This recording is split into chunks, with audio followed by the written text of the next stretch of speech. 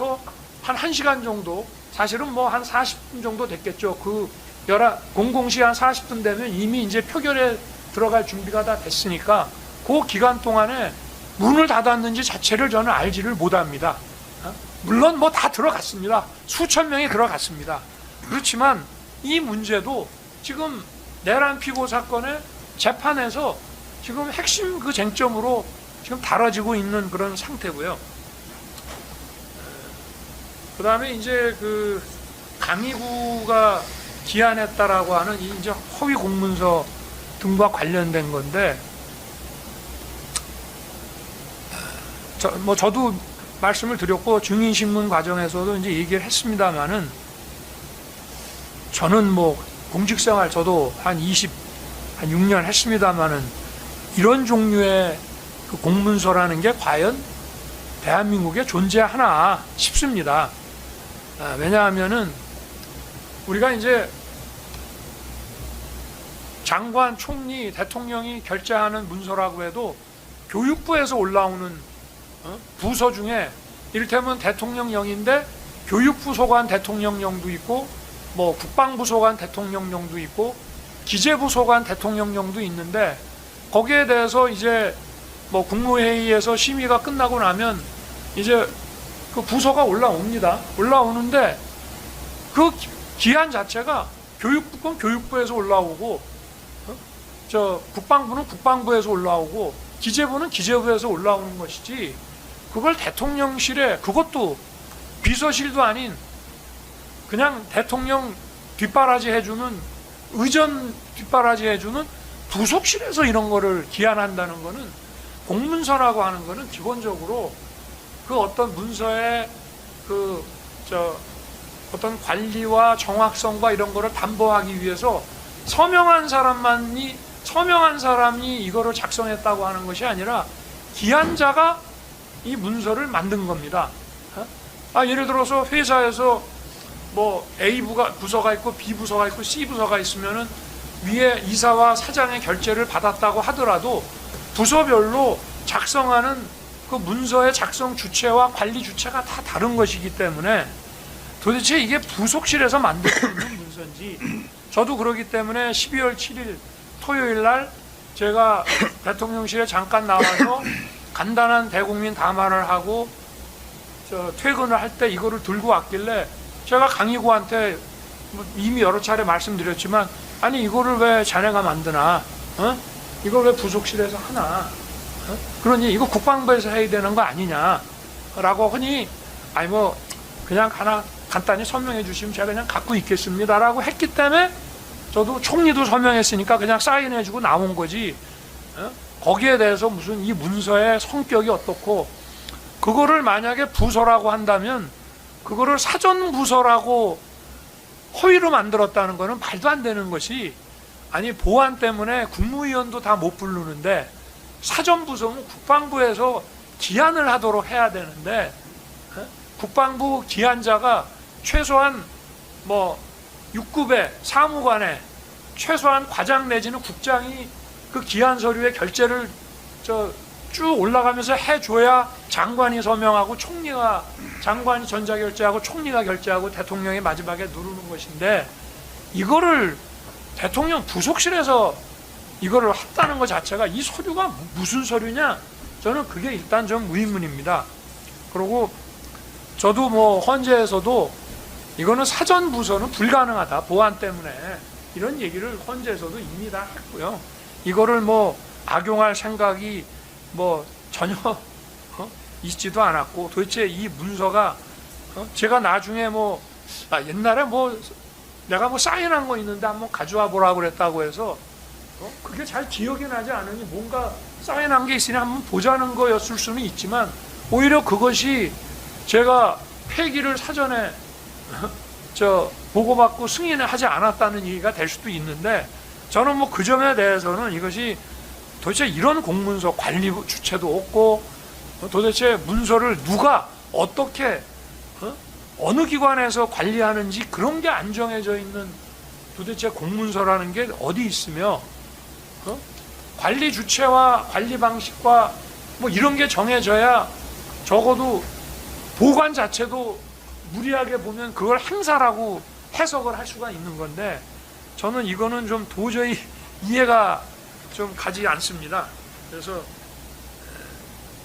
그리고 뭐 허위라는 거에 대해서도 그리고 뭐 국방장관이 서명은 있지만 국방장관이 뭐 5일인가 6일날 아마 7일날 밤에 들어갔으니까 언제 저 법적으로 사직을 했는지 모르지만, 아니 국방장관이 자기가 그 직에 있을 때 서명을 했겠거니 생각을 하는 거지, 국방장관이 뭐 그만뒀는데 서명을 한 거라고 제가 생각할 리도 없는 것이고, 그래서 이 부분은 좀 면밀하게 재판부께서 좀 검토해 주시기를 부탁드리겠습니다.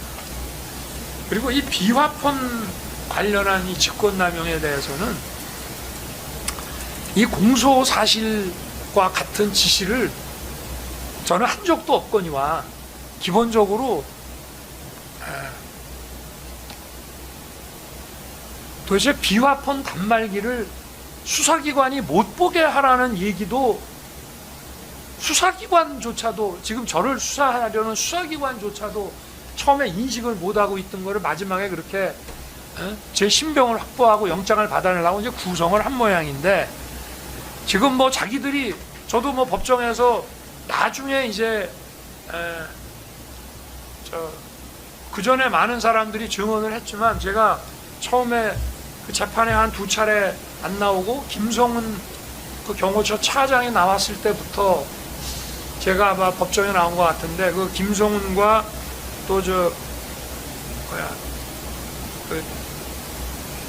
경호처장 박종준 뭐 이런 분들 증언하는 거를 보니 다들 뭐 그렇게 이해했다 뭐 이런 식이고, 저는 12월 7일은 제가 이거 물어봤던 시기에는 탄핵도 되지 않았고요. 그날 저녁 그 국회 탄핵소추안이 기각됐습니다.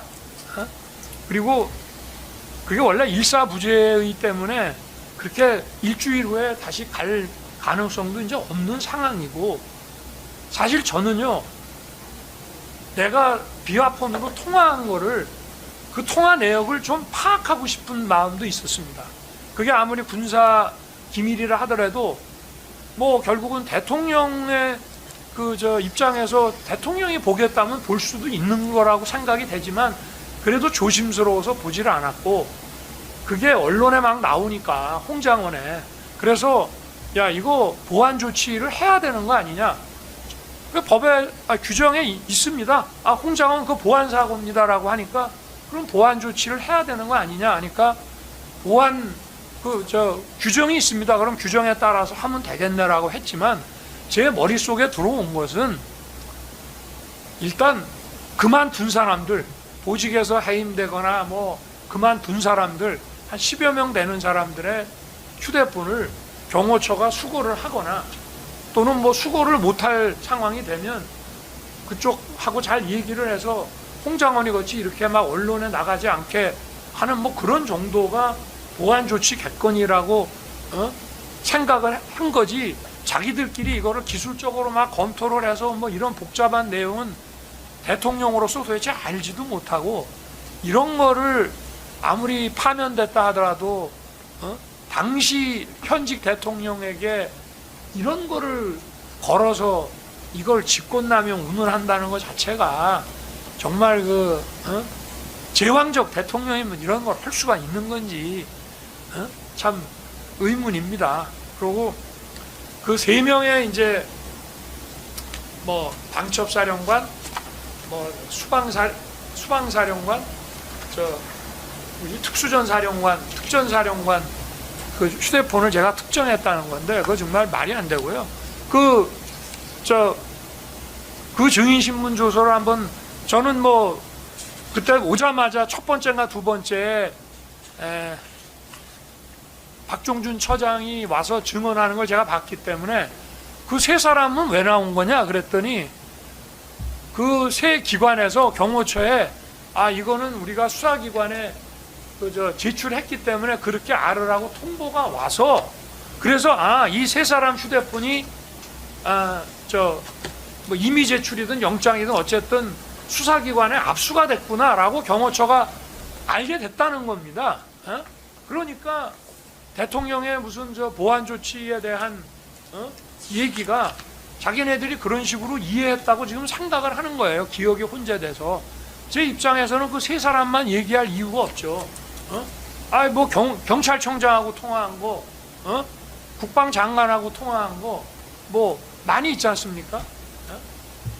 그리고 사실은 이 통화 내역이 결국은 공개가 됨으로써 지금 이런 소위 말하는 뭐 대통령의 끌어내기 체포 이런 프레임들이 법정에서 속속이 이게 만약에 이 통화 내역이 헌재 탄핵 심판 때 만약에 공개됐다면은 헌재 탄핵 심판 때는 12월 달에 이 왜 내란 수사를 막 했나 보니까 이런 것들을 헌재에서 막 제출을 해가지고 아마 이거를 이제 탄핵으로 끌고 가려고 했던 게 아닌가 싶은데 헌재 입장에서는 탄핵이라고 하는 거는 이게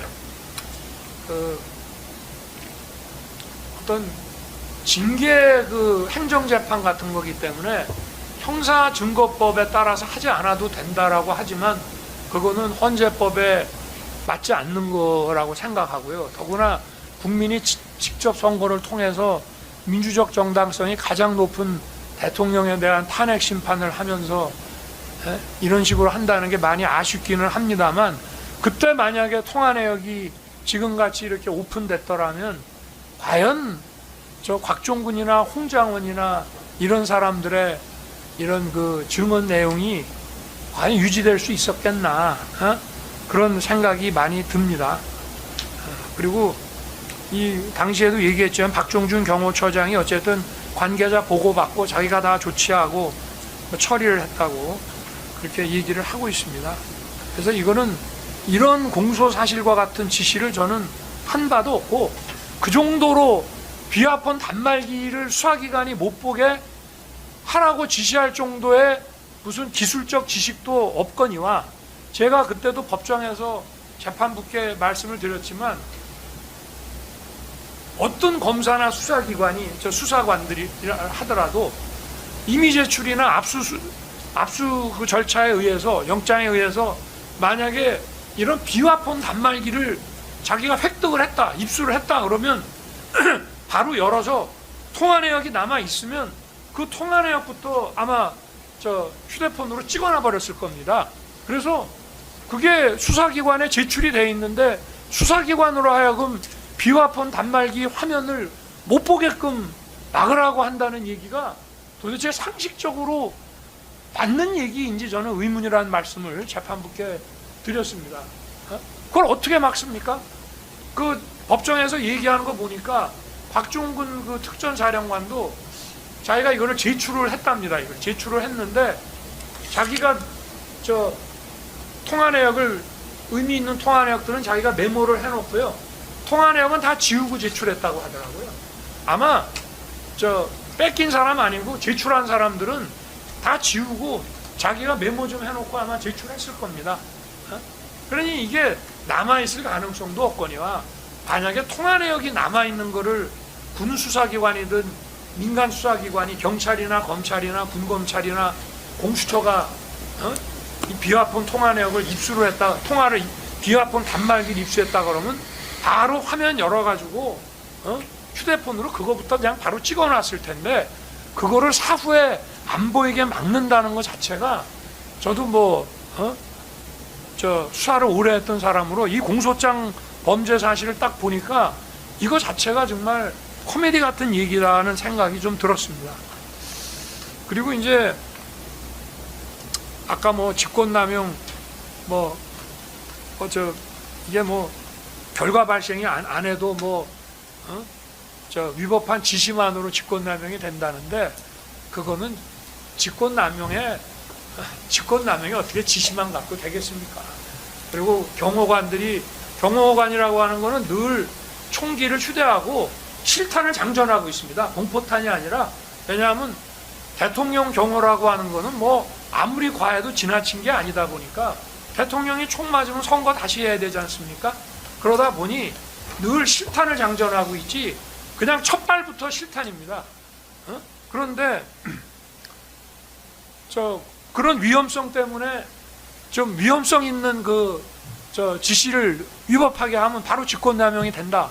가사 그렇다 하더라도 그러면 거기에 국한하는 것이어야만 되는 것이지, 그런 총기와 관련되지도 않은 일반 행정 업무에 관한 거를 명문의 규정도 없는 거를 그런 식으로 해석한다는 거는 도대체 어디에 터잡아서 그런 것인지 저는 좀 의문입니다. 경호처에 이런 일반 행정사무도 그러면 명문의 규정이 없는 거를 그렇게 봐야 된다는 것인지 그 말씀을 좀 드리고 싶고요. 그리고 이제 특수공무집행 그 방해에 대해서는 이거는 아까 내란죄 그 수사권에 대해서 장시간 아주 이론적으로 이제 송진호 변호사님이 설명을 해주셨는데 저는 그냥 짧게 하겠습니다. 이게 이제 직권남용에 대한 수사권이 있어서 그걸 수사하다가 내란죄를 인지를 했다라고 하는데, 직권남용에 대해서 그러면 수사권이 있냐? 수사권이 없습니다. 이제 헌법의 규정에 따라서 소추권이 없다 뿐이지 수사권은 있는 거다라고 우길 수 있는데요. 그거는 말이 안 됩니다. 그러면 경찰서에서 대통령 누가 돈 받을 거 있다고 사기죄로 고소하면 그러면 경찰은 소추권도 없으니까 대통령은 경찰에 출석하든지 해서 수사에 응해야 된다는 얘기입니까? 소추권이 없는 거는 기본적으로 수사를 할 수 없는 겁니다. 만약에 꼭 해야 된다 그러면 일단 대통령 퇴임 시까지 기소 중지라고 걸어놔야 됩니다. 그렇기 때문에 수사권이 있는데 관련 사건을 인지한다는 것도 말이 안 되고요. 그리고 내란이라고 하는 거는 원래 관련 사건을 인지할 수 있다라고 하는 거는 어떤 사건을 수사를 해 들어가다가 상당히 많은 자료가 모아졌는데 거기서 어떤 관련 사건을 인지했을 때는 그 사람에 대해서 우선적으로 수사하게 해주는 것이 수사의 효율성이라든가 보안이나 이런 면에서 낫다라고 해서 주는 건데, 내란이라고 하는 거는 온 세상이 다 아는 건데 도대체 직권남용을 조사하다가 예를 들어서 어떤 군사적인 어떤 행위에 관여했다가 윗사람한테 찍혀가지고 부당한 지시를 좀 거부했다고 혼나고 이런 사람에 대한 직권남용을 조사하다가 거기서 무슨 내란을 인지했다는 것 자체가 그거는 상상할 수 없는 얘기고, 내란이라는 건 벌써 내란 정도 되면은 그거는 언론에 다 나고 그거는 이런 취지의 인지라고 한다는 자체가 이건 정말 코미디 같은 얘기라고 말씀을 드리고요. 그리고 대통령에 대한 대란 외환을 제외한 사건의 수사라고 하는 것은 정수사를 하려고 그러면은 참고인 정도 좀 조사하다가 이거는 대통령 퇴임시까지로 기소 중지 해가지고 대검에다 이첩하는 것이 그게 원래 정상적인 사건 처리지, 소추권은 없지만 수사권이 있다, 그 자체가 저는 앞뒤가 맞지 않는 거라는 말씀을 드리고 싶습니다. 그리고 이제 아까도 나왔지만 박종준 경호처장이 여기에서도 상세하게 아마 2차례 와서 증언을 한 것 같은데요. 경호처는 나름대로 법률 검토를 다 했습니다. 그리고 저도 과거에 검사 시절에 청와대에 대한 압수수색 영장을 받았습니다만은 거기는 기본적으로 수색이 안 되는 데입니다. 그래서 영장을 받아도 수색할 엄두 자체를 내본 적이 없고요. 군사시설 보호구역이기 때문에. 그래서 경호처장도 제가 그때도 그런 얘기를 했습니다. 내가 경호관하고 광화문에 점심 식사하러 갔다가 체포영장 든 사람한테 체포당하면 그건 어쩔 수 없습니다. 그거는 못 막습니다. 그러나 관저에 앉아 있는데 저를 붙잡아 가려고 그러면은 기본적으로 수색을 해야 되는데 수색 자체가 이게 안 되는 것이고, 그러고 좋습니다. 입법사항까지 막 손을 댄 그런 서부지법의 이순영 판사의 110조 예외로 한다라고 하는 수색 영장이라 하더라도 아니 그 수색영장도 지번이 한 개만 돼 있는데 에? 그 다른 지번에 그 군사시설 보호구역인 다른 지번에 승인 안 받고 못 들어가는 거고, 그거는 영장도 없고 하니까 얼마든지 또 뭐 편하게 거부할 수도 있는 부분이고, 그 자체가 그냥 위법입니다. 그래서 이거는 더 복잡하게 따지고 말 것이 없이, 이게 무슨 아파트 뭐 계단이라고 하는데 아파트 계단은 누구나 다니는 데고요. 그리고 도대체 이게 남의 그 군사시설 보호구역인 이런 통제된 구역에 대해서 수색영장에 없는 지번을 마음대로 들어갈 수 있다는 발상 자체가 이게 참 정말 이게 가능한 얘기인가? 저는 그런 생각을 했습니다.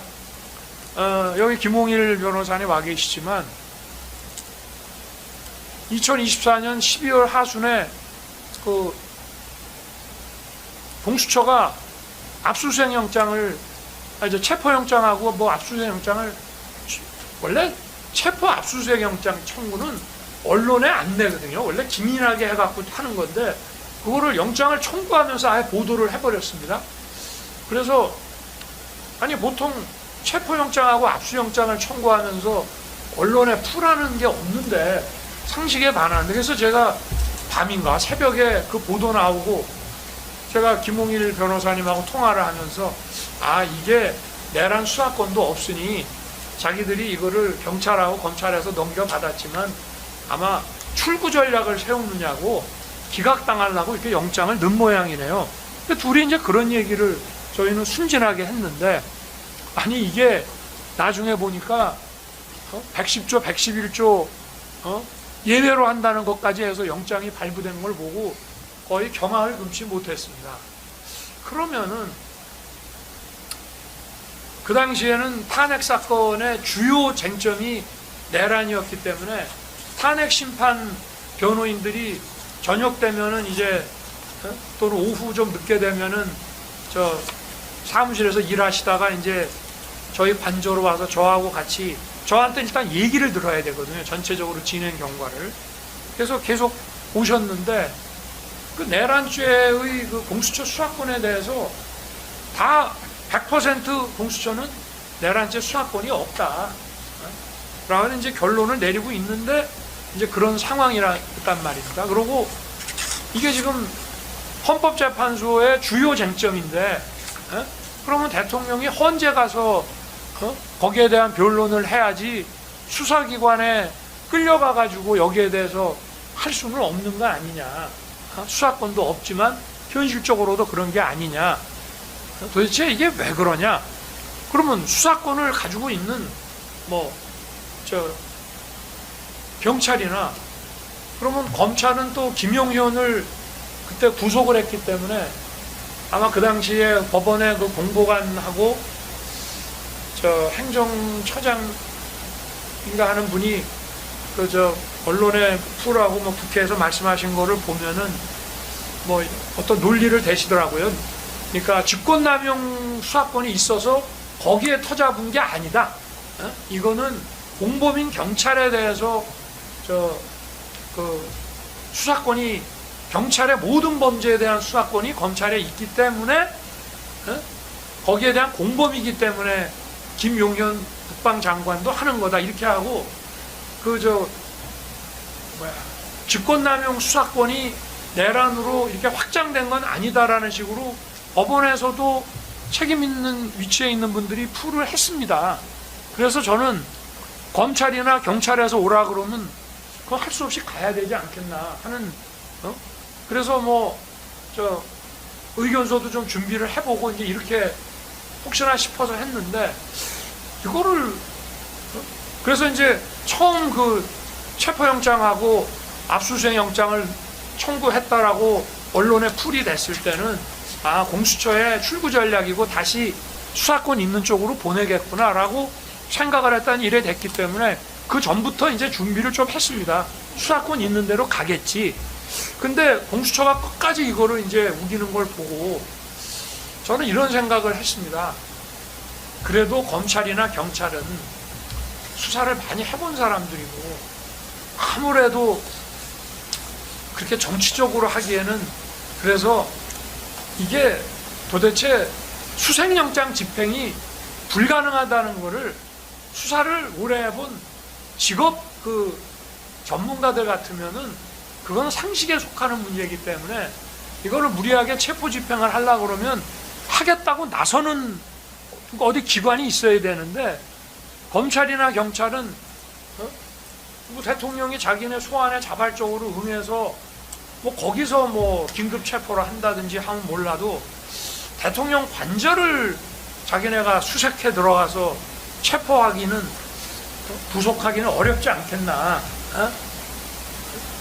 이런 생각이 있었기 때문에 공수처가 그야말로 어떤 정치 수사에 자기들이 어떤 나선 게 아닌가 하는 생각 말고는 도대체 뭐 다른 생각이 막 들지를 않았습니다. 이제 뭐 특검 측에서는